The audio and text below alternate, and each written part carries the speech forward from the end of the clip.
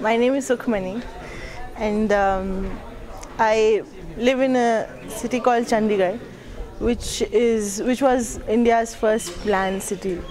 It was designed by this French architect Le Corbusier, who happened to be from, he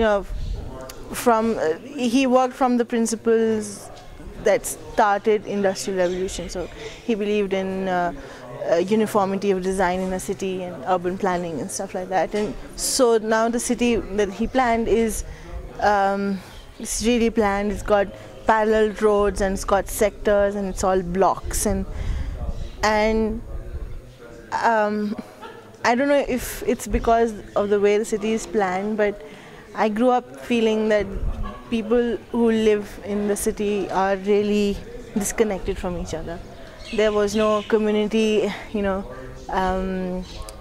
interaction, and the people didn't really, neighbors didn't talk to each other, except for some localities which, interestingly, are there in the city, which are very small and tight and have small houses. So automatically there's a feeling of community in such a space. But majority of the city is open and it's got big houses and rich people, and I used to feel a void being a young person with something like that, and especially being a young person who's trying to do a lot of different things in the city that normally young people didn't do. Chandigarh youths just finishes their school there, goes to a posh school, finish their school, and they go to cities like Delhi and Bombay to do post-graduation or whatever, and then work there. They never come back. It had started to feel like an old people's city, and I wanted to change that. So after going through a lot of experiences of not going to college and meeting a lot of interesting people, and then trying out urban farming, I finally decided that it's not going to work till I change my own conditioning and own ways of looking at people and how I myself interacted.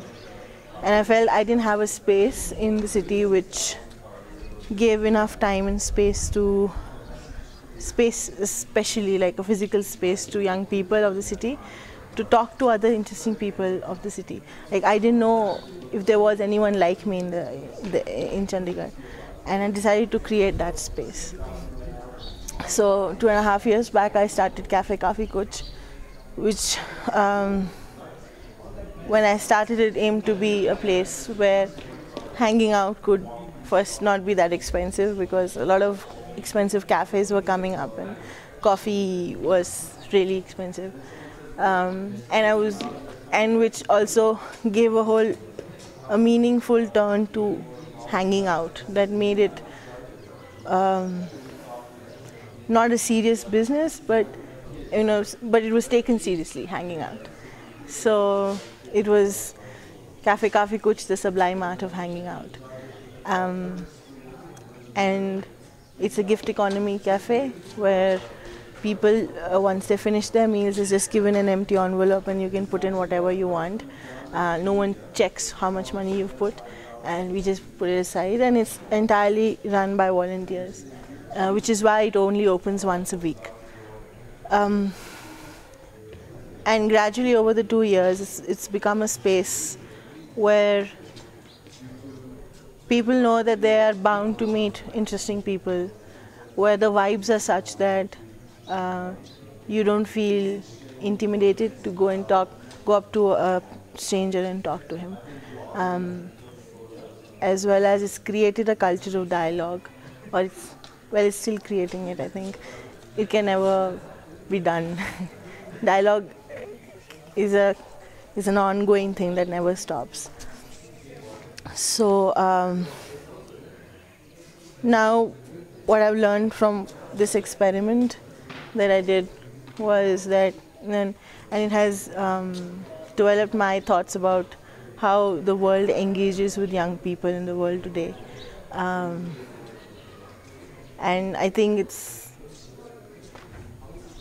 I feel sometimes it can get, how NGOs and how people movements look at it, young people is extremely patronizing, or we just looked at as numbers who come to rallies and fill up their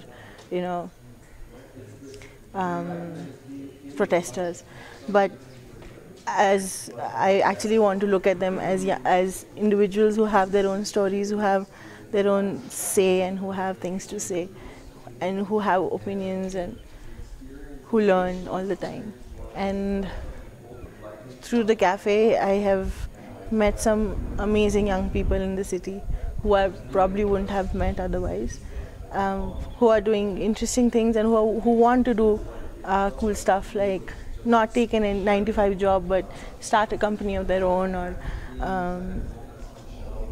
who want to reclaim public spaces in the city, who want to start an agency for to give a platform to young artists in the city, and not charge them, and things like that.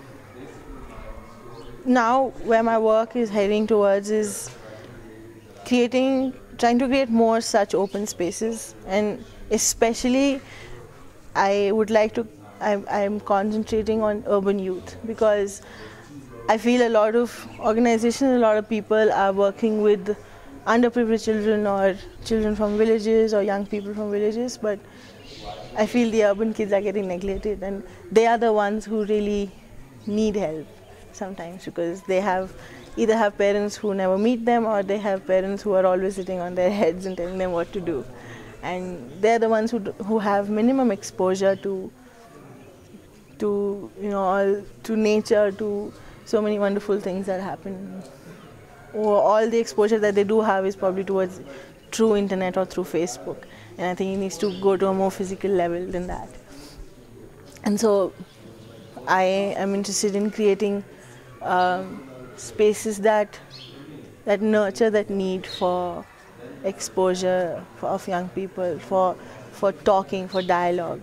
For example, we did something like a singles cafe at the cafe, and it was for single people in the city to come and interact and mingle with other people.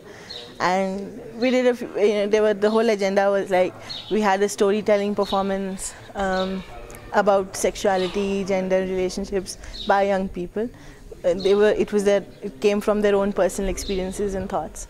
And then after that, we had speed dating, which probably was done for the first time in the city. And our speed dating was a little different, because it was not just girls meeting boys, but we mixed it up. So it was also boys meeting boys.